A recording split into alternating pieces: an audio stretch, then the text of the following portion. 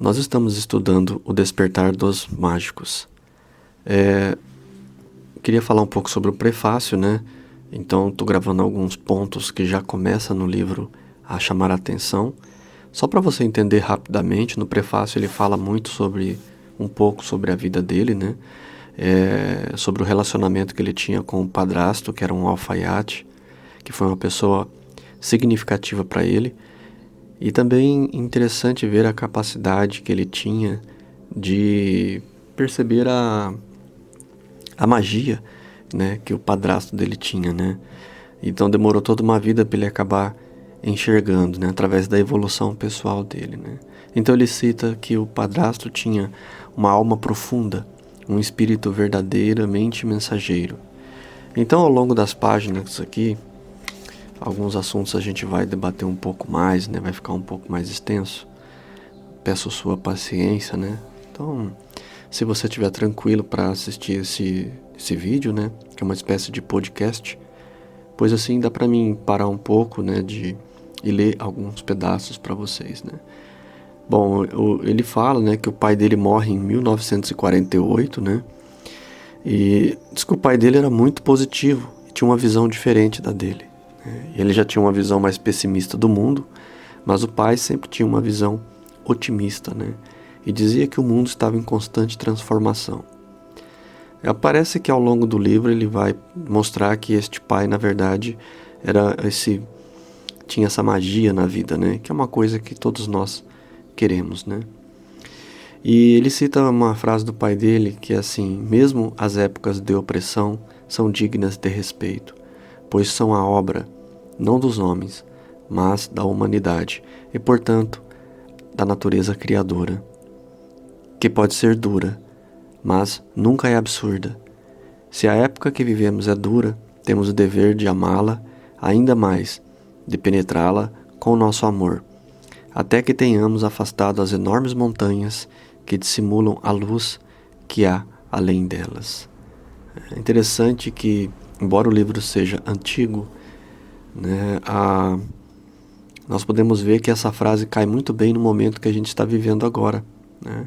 Então o pai dele diz que essas épocas de opressão são dignas de respeito, né? Que fala aqui das épocas de crise, né? E que são a obra não dos homens, mas da humanidade, né? Acho que como a gente está vivendo essas lições, né? A lição globalizada é a primeira lição que o mundo inteiro sente ao mesmo tempo, né? Essa fase que a gente está vivendo de 2020, né? Então, o livro é cheio de começa, né? Aqui nesse prefácio, ele fala muito dessa magia do próprio pai. E ele cita também: nos gestos muito limitados e humildes do seu ofício, introduzira um método de concentração e de purificação do espírito, a respeito do qual deixou centenas de páginas. Então ele cita que parece que o pai dele deixou algumas coisas escritas, né, que foram bem significativas. Mas aqui entra muito a questão da magia natural, né?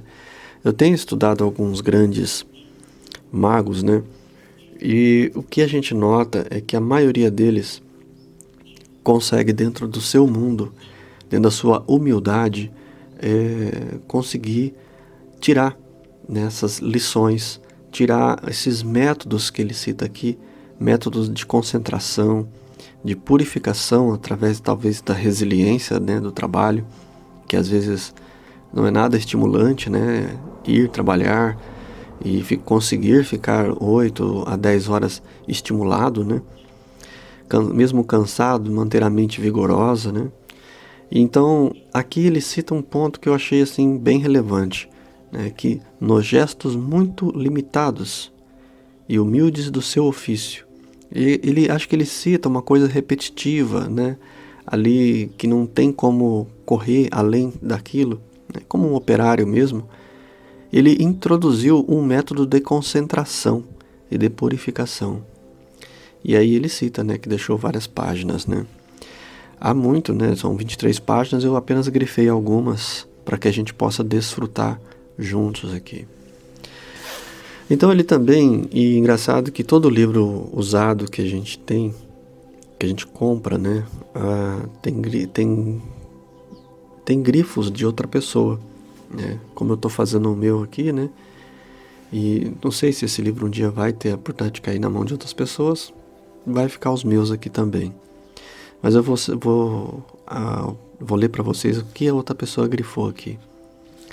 Para o homem, a única religião aceitável é que, antes de tudo, o ensinará a reconhecer, amar e servir apaixonadamente o universo, de que ele é o elemento mais importante. Esse grifo aqui já é do antigo dono, né, que deixou aqui, né? Interessante, né? Porque às vezes a gente pode pegar um livro desse teor e a gente pode encontrar sinais internos, né? Do perfil, da personalidade da pessoa que tinha, né, esse livro, né? Então fica a dica aí também. Eu vou até escrever aqui, né, Ágape Akhenaton nessa página aqui, para ficar registrado. Se um dia tiver na mão de outra pessoa, se ela quiser pesquisar, vai encontrar o trabalho, né? O trabalho que a gente faz aqui no canal. Bom, então continuando, né, o início de tudo isso aqui do livro se passa próximo da Segunda Guerra Mundial, né, em que o pai dele acaba falecendo e ele acaba tendo que andar com as próprias pernas, né? Então ele vai citar, né, os processos internos dele, né, o que ele passou, né? E assim, mas se você ler esse livro, você vai perceber no prefácio esse relacionamento dele com o pai, né? Porque o pai dele, de certa forma, se desesperava, porque ele tinha uma visão muito intelectual, muito fora da realidade, né? Que ele mesmo cita aqui, né? Que o pai dele, ele achava o pai dele, né, uma ignorância, né? Mas na verdade o pai dele, pelo que ele diz aqui, o pai dele estava vivendo a magia e ele não, né? Então, para você ver que às vezes a gente se engana, né? A gente acha que uma pessoa está vivendo uma vida de hipocrisia, né? De ignorância, só que não, às vezes a pessoa está vivendo uma vida muito poderosa, né? Continuando aqui, né, algumas coisas que eu grifei do prefácio, né? E ele fala também do pai dele, né? Olha como ele citou, você lembra aquela página que eu falei no comecinho aqui, né? O pai tinha uma alma profunda, um espírito verdadeiramente mensageiro. Então ele cita, né? Ele fala nos gestos limitados e humildes do seu ofício. Introduzir um método de concentração e purificação do espírito. Então ele continua aqui dizendo: o seu poder de adesão, de amor, de visão longínqua irritava-me como uma coisa ridícula. Olha que interessante. A visão do pai dele, né, de amor, visão de positividade, né, para ele era uma coisa ridícula, né? E que ao longo do prefácio aqui você vai ver que ele quebra essa carapuça, né, vamos dizer assim, porque ele, de certa maneira, acaba vendo as razões importantes que o pai dele tinha, né, e queria que o pai dele tinha. Ele cita aqui também que em momentos de debates, né, de conflitos, o pai dele resmungava depois à noite, né, mas aí acabava assoviando, né, música do Beethoven, né, hino à alegria de Beethoven. E aí ele sentia que o pai dele trazia, na verdade, a importância do amor e não do conflito, né? Então eu achei assim a proposta dele muito, muito aberta aqui no prefácio, né? E tem muito conhecimento, alguns eu separei para a gente fazer vídeos específicos, né? Que o próximo vídeo aí provavelmente vai ser sobre uma das frases aqui, né? Sobre o poder da imaginação, que dá para extrair aqui, né? Também vamos lá para mais um grifo, né? Que eu tenha colocado aqui para que vocês possam entender. Não acontece aos homens aquilo que eles merecem, mas sim o que lhes assemelha. Nossa, isso aqui bate muito com aquilo que a gente fala da lei da atração, né? Não acontece aquilo que os homens merecem. Às vezes você diz, eu não merecia isso, né? Mas sim há um tipo de semelhança, né? Alguma coisa nos atrai, né? Então, ou alguma coisa nos distancia de algo ou nos atrai, né? E aqui ele fala bem, né? E aí ele vai falar, né? Na perseguição dessa verdade, perdi o contato com as pequenas verdades que teriam feito de mim, não de certo o super-homem, porque ansiava, mas um homem melhor e mais unificado do que eu sou. Aqui ele já começa a fazer uma crítica ao comportamento que ele tinha em relação ao pai dele, né? Porque ele diz assim que ele perseguiu a verdade, né? Só que assim, ele perdeu o contato com as pequenas verdades, né? Que teriam feito dele uma pessoa, não um super-homem, mas um homem melhor, mais unificado a ele mesmo.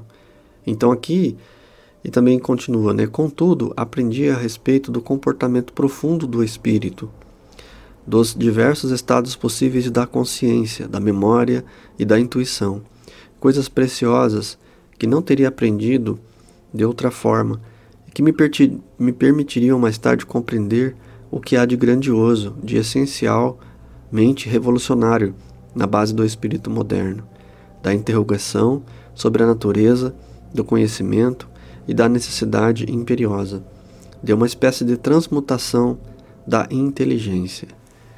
Aqui, como eu sempre falo para vocês, ele vai acabar, como todos os grandes estudiosos, né, entrando no campo da inteligência consciencial, né, que é a inteligência da consciência, né, algo mais profundo do que o mental, né. Então, aí ele diz, né, quando saí do meu nicho de yogi para lançar um golpe de vista sobre este mundo, né, aprendi repentinamente o maravilhoso. Ele vai citar palavras aqui como realismo fantástico, maravilhoso, né? Sempre vai ser muito presente aqui nas anotações, né? Já na página 14 ele coloca: vi as coisas antigas com um olhar novo, e os meus olhos estavam igualmente novos para ver coisas novas, né?